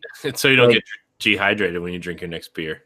So like in the mornings on the weekends, I wake up, let the dogs out, or Kelly does and feeds them and breakfast, like whatever. And then while we're we're kind of like hanging out and just preparing to get set for the day, like I'll drink a couple cups of coffee while I play some video games. But El Capitan Ray Osorio up next. Matchmaking in Anthem will be a thing. Good, bad, or meh? I think it's all PvE, right? Yeah, I mean, I think doesn't matter. I think it's good. Look how well it worked for the division. You know, as long as if you have the chance, if you're like two of the three of us are playing and somebody else joins us and they're crap, or whatever, we can kick them and try and get someone to join that team again. As long as that's an option, that's fine. Like it's more about people being shitty than it is about whether or not it works. Yeah, that's true. Yeah, because it might not work at first, but then it'll eventually work. But then again, if we're playing with people, we're usually in a party. And second of all, you just mute everybody. Who cares? That's what I do. Yep. Adnel Dominguez. Praise the sun. Please explain why Jason has a raging boner for me. Well, I don't think it's him. I think it's the fact. I think it's Skyrim. It's Elder Scrolls 6. I think that's the whole joke. Yeah, I mean, they're right there. But I'm not going to sell Jason short. Maybe he has a raging boner for Adnel. You do have an adorable face. I mean, his wife is pregnant again, so. I mean, yeah. He's got to go somewhere. Yeah. I mean, maybe he made his wife tape Dominguez's face to her face while he was, Wow. Well, okay. I mean, moving on. Before that gets any scarier. I feel like that's a bit dark. Adnel? Because the lights are off. I love that. So. Sam Hall. If they could bring a non-HD console into the HD era, which console would you pick? GameCube. PlayStation. I'd go GameCube or Dreamcast. Yeah, but there's so many Dreamcast games that are on like 360 arcade or Philly's in the chat saying Switch. Sorry, Court. Fair. Phillips. I don't even know what I was saying now. I got lost. You said GameCube, and then you were talking about. I said GameCube or Dreamcast, and you're like, but Dreamcast. Oh yeah, Dreamcast has a bunch of like HD kind of updates to their games on 360 arcade, and but they didn't work. They didn't work as well as they did on Dreamcast. It's because they're Dreamcast games. What do you want? Which is why you bring that shit to HD. They could be coming soon though, because the Sega Ages stuff is going to start putting Dreamcast games on the Switch. So, in widescreen, HD reworked everything. So that's the rumor anyway. They've already made all the Sonic games widescreen and updated and everything. So, Phantasy Star 2 and 4 I think are on there. Some god awful reason they put Alter Beast on there in widescreen and 4K. Not 4K, but up HD. Yep, 4K Alter Beast, everybody. It's the only game on the Switch in 4K. Rise from your grave. I'm tired, okay? 4K Alter. Guys, Who wants 4K Altered Beasts? Guys, in 25 years, there's going to be a Switch Classic, and it's going to be in 4K. All right? Great. No, by that time, it'll be like 24K. But Nintendo will finally be at 4K, is what I'm trying to tell you. That's true. That's true. Okay. Final question. Alan Hyman. So please discuss which Johnson has the biggest Johnson of the following Johnsons and why. Dwayne The Rock Johnson, Irvin Magic Johnson, Lyndon B. Johnson, Don Johnson, or Jack Johnson. A, fuck Jack Johnson. Just saying. I don't even know who Don Johnson or Jack Johnson are. Oh, Jesus Christ. We're so... do you know who Don Johnson is, Moose? Yes, Miami Vice. Fucking old, man. he had that show with, what's his name? Cheech, from Cheech and Chong. He had that show. He drove a Barracuda. God damn it! What was that show? Smokey and the Bandits. No, nope. I'll look it up. No, Knight Rider. Nope. That's David Hasselhoff. Chitty Chitty Bang Bang. Nope. That's 80 years early. Fast and the Furious. Wrong again. That is 20 years late. I'm just naming all the movies with cars. I know what you're doing. Cars. Nope. Actually, I wouldn't. Maybe one of those was in Cars. There's probably maybe. Oh man.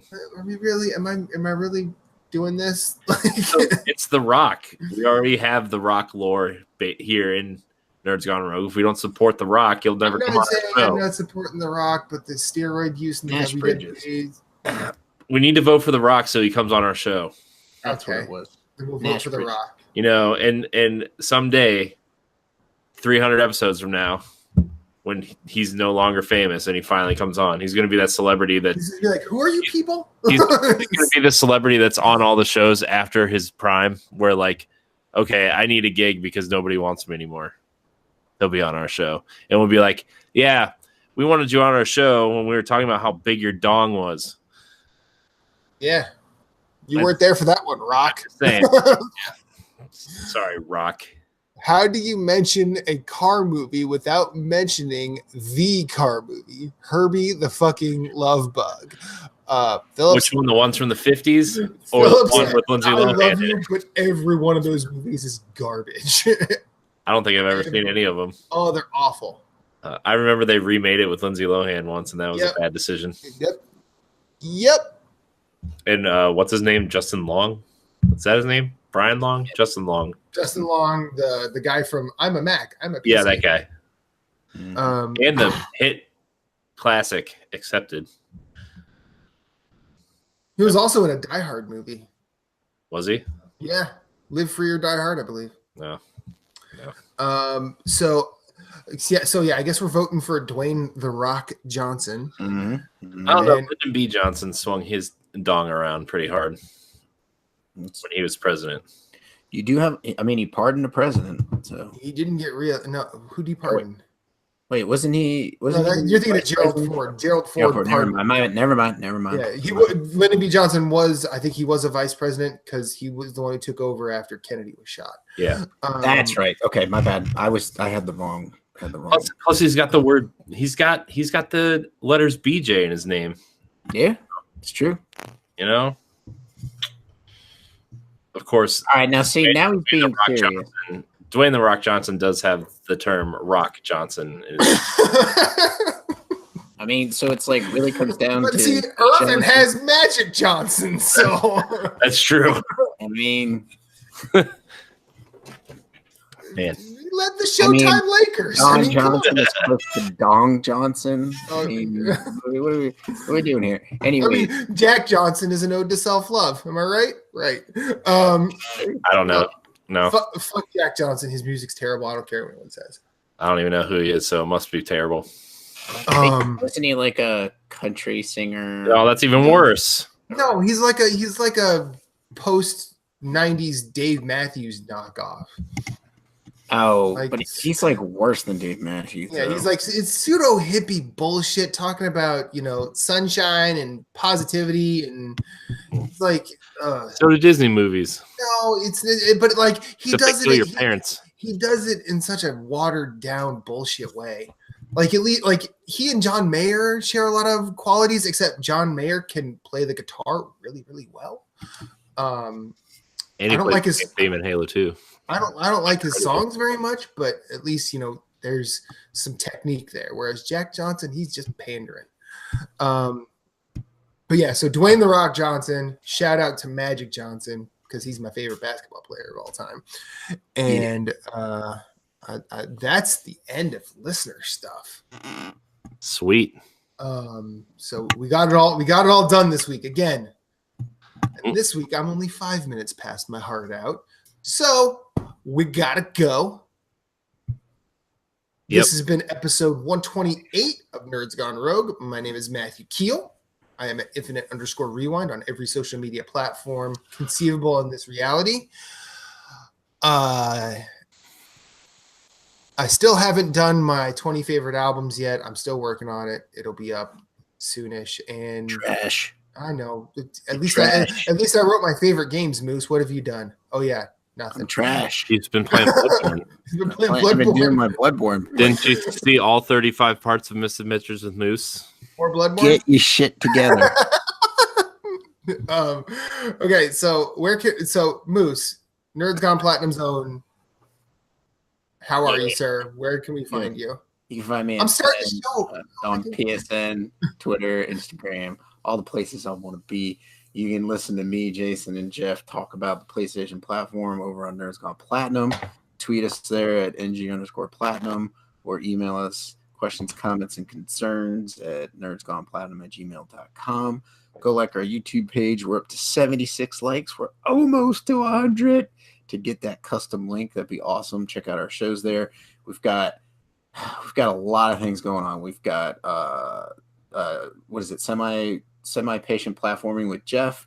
We've got Jason is now doing his blind playthrough of Dark Souls 2. I'm continuing the misadventures. Dark Souls? Yeah, Dark Souls 2. It's crazy. Like he streamed it not this past weekend, but the weekend before for the first time. So he's doing it on Twitch. You can go follow him at GimpyJ, GimpyJayy, and follow him and check him out when he goes live with that. But he's playing it blind. And then Misadventures with Moose, we're gonna miss this week because I forgot to record something this weekend. So I got to record next weekend to drop the remainder of the Chalice Dungeon cleanup. And then I'm gonna pick a new game. I might throw it up for people to vote, but we'll see what happens. Possibly because I have it on PS4, so that could be fun. Time Spinner on Switch? No, not yet. It probably will be soon. Yeah. Pass. Play Hollow Knight. Play Hollow Knight through. Yeah, play Hollow Knight, dude. No, it was too hard. I'm talking to you, Moose. Stream Hollow Knight. Oh, I could do that. I was thinking of that as one of the games that I'd want to do. So we'll see. Anyways, Corey, before you take us home, Phillips in the chat, he brings up 2 good points. Keel had no childhood. Fair. Also, the best car movie is Bullet. I agree with him. That is the best car movie. Now, Corey, take us home. Yes, it is the best car movie. Shut up. You haven't even seen Back to the Future. The best car movie is Speed, where they're stuck on a bus going really fast. It blows up. Starring the one and only Keanu Reeves. John Wick has a cool car in it. It's not a car movie. He's got a cool car. What about Christine? How do I not have Gone in 60 Seconds with Nicolas Cage? Best car movie. I wasn't even going to mention that one. Take us out of here, please. I need to go to work. Not even going to troll you and bring up Gone in 60 Seconds. That's trash. Ronin. Although Ronin has it's a great spy movie with great. What does he name the car? Eleanor? I need to go to work, guys. Why does Angelina Jolie have blonde dreads in that movie? That's Gone in 60 Seconds. Who thought that was a good idea? Probably dumb white people. I don't know. And then they got the creepy brother from Friends to play the brother in this movie. Ronnie Ribisi. I don't know what his name is. All right.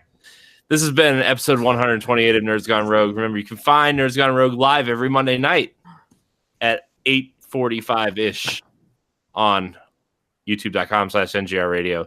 You can also find it the next week in fully edited audio form on your podcast service of choice. Yeah.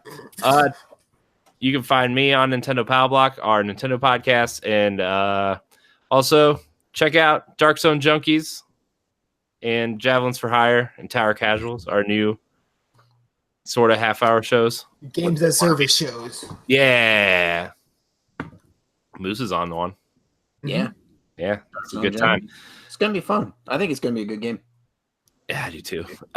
Make sure you check out all of our channels and subscribe. We still need those URLs for Nerds Gone Platinum and Arsenal X, so go subscribe. We're only, 24 you said away from Nerds Gone Platinum, Moose? So, yeah, help them. Get them there. There's more people in the Facebook group than there are subscribed to the channel, you jerks. Go do it. I wouldn't call them jerks. Just kidding. Gosh, I'm not on the show. Say what I want. Anyways, you guys are jerks. You're my friends. You're all 117 of you are my best friends. Yeah. I want to thank you guys for watching. You can follow us on Twitter at Nerds Gone Rogue. And until next time, we love you. Banana and out. You're Yeah. welcome.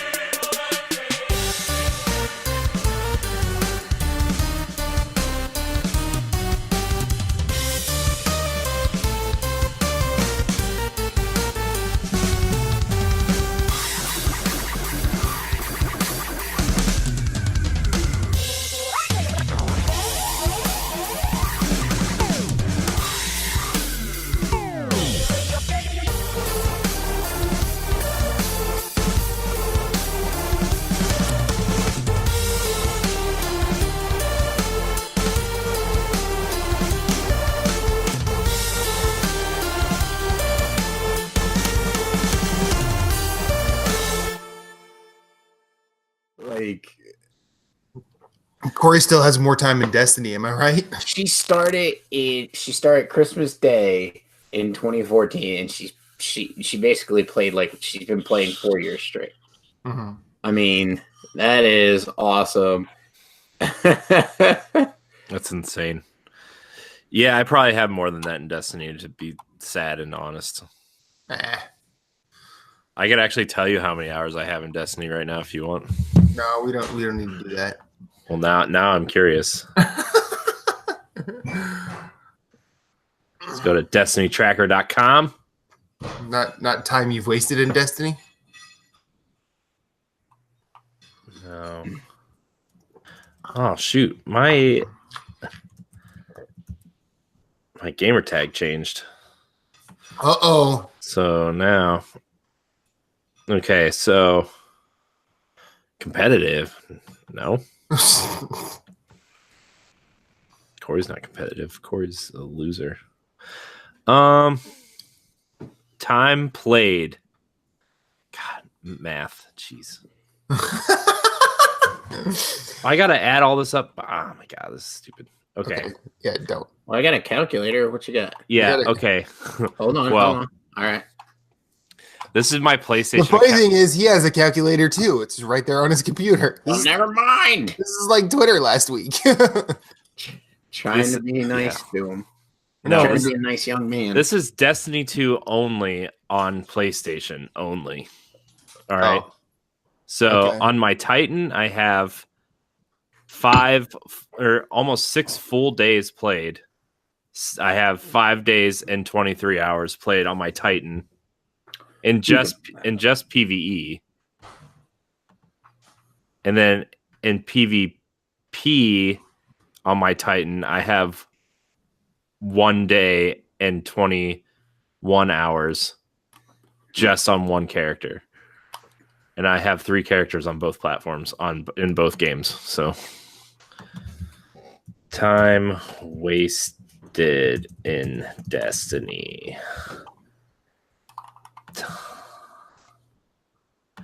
Enter your username.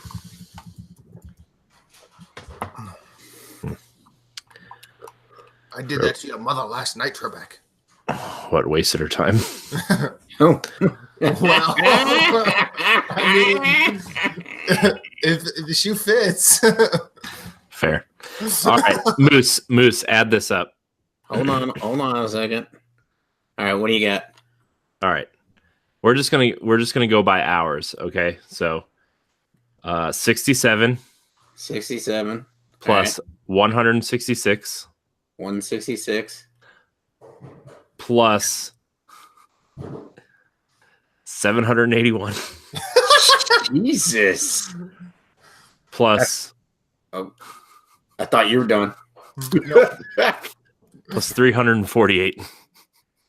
You're nowhere near 3,500. No, but is that not it? It's 1,362.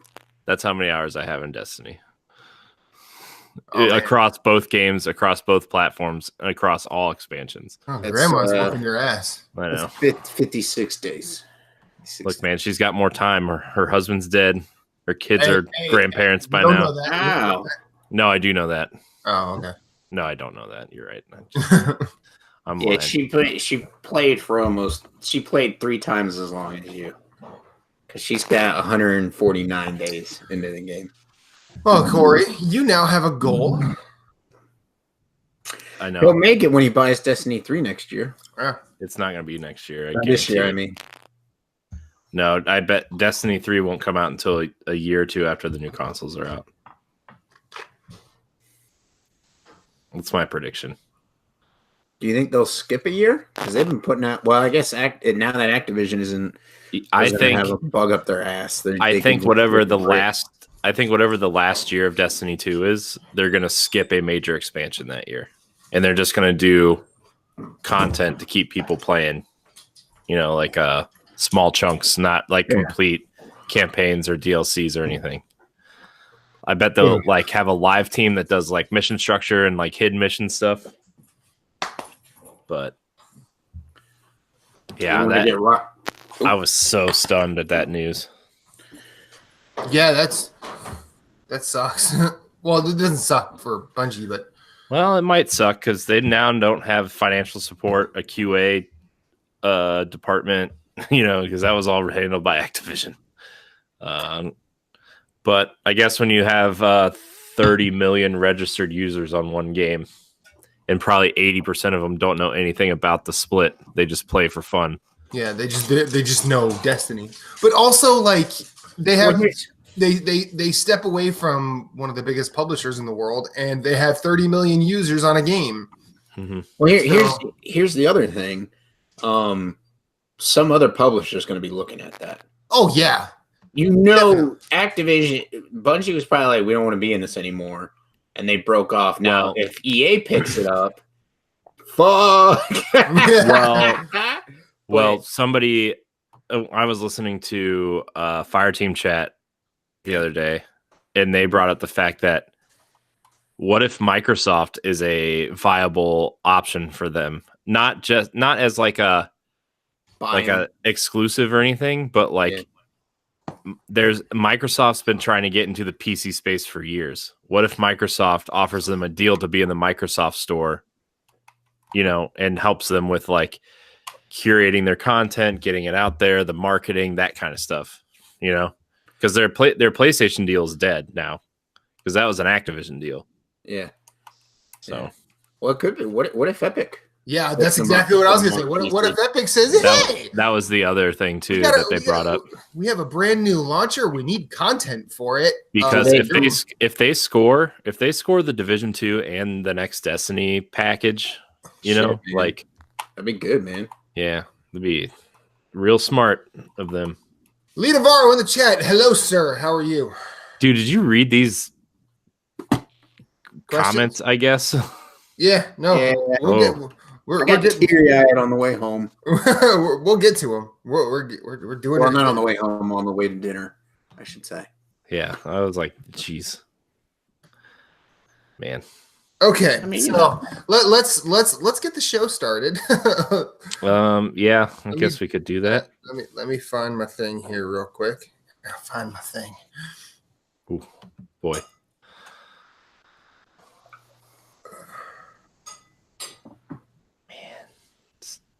There's a rumor for a Nintendo Direct tomorrow. They're just gonna drop it. It's hot. What are they gonna drop? A Direct pile of poop. Release dates probably for a pile of poop with great customer service.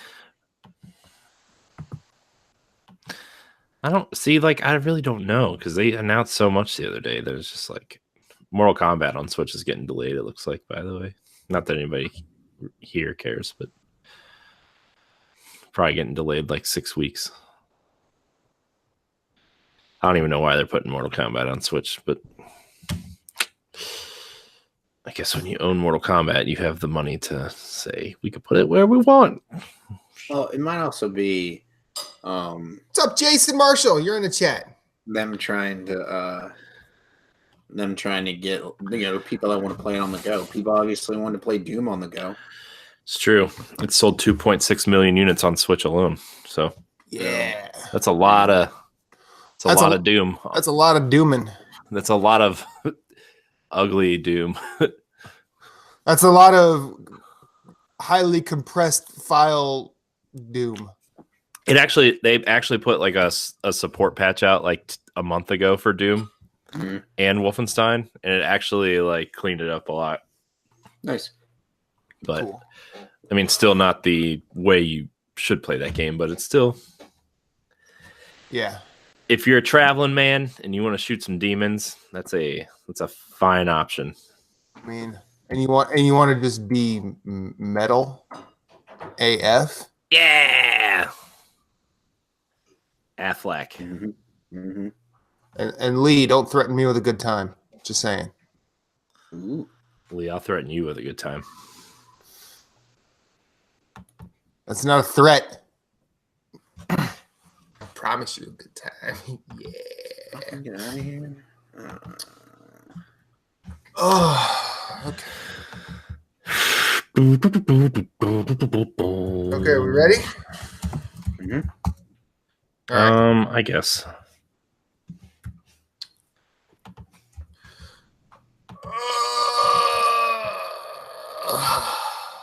Okay. Yeah.